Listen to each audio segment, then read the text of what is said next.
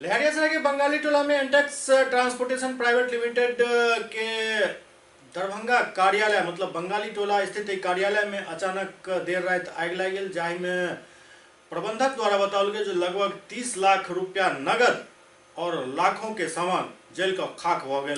लहरियासराय के बंगाली टोला में एंटेक्स transportation service private limited के कार्यालय में अचानक देर रात शॉर्ट सर्किट से आग लग गई, जाहि में प्रबंधक द्वारा बताओल गया जो लगभग 30 लाख रुपया नगद और लाखों के अन्य कीमती सामान जल का खाक हो गए। बताओल गया जो शॉर्ट सर्किट से देर रात लागल आग के जब तक लोग समझ पाते तब तक आधा से बेसी सामान जल चुकल छल।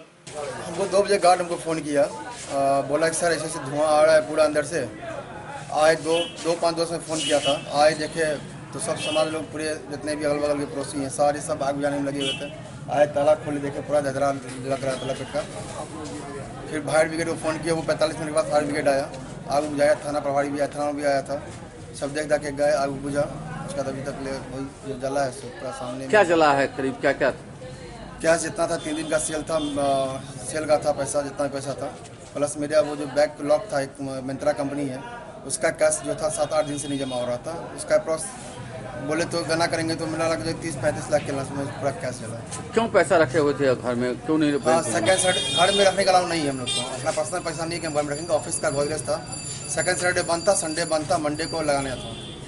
ये सेकंड सैटरडे हो गया, संडे हो गया, तो मंडे को लगाना हम लोग आज का काम था लगाने का। डेली बैंक आता, CMS आता है हम लोग का और पैसा लेके जाता है। किस कंपनी का पैसा था? Intex transportation service private limited जो थर्ड पार्टी वेंडर है हमारी, उसका पैसा। करीब 2 बजे के आसपास का टाइम था। थोड़ी सी शॉर्ट सर्किट की आवाज़ से आई और धुआं का हमारे रूम के अंदर धुआं आने लगा। उससे हमको लगा अब जो गार्ड रहता है इनका वो आवाज़ लगाने लगा, आग लग गई। हम सारे लोग जितने भी 4-5 बंदे रहते हैं बाहर निकल कर आए सारे, तो देखा तो काफ़ी सारा धुआं था इसके अंदर।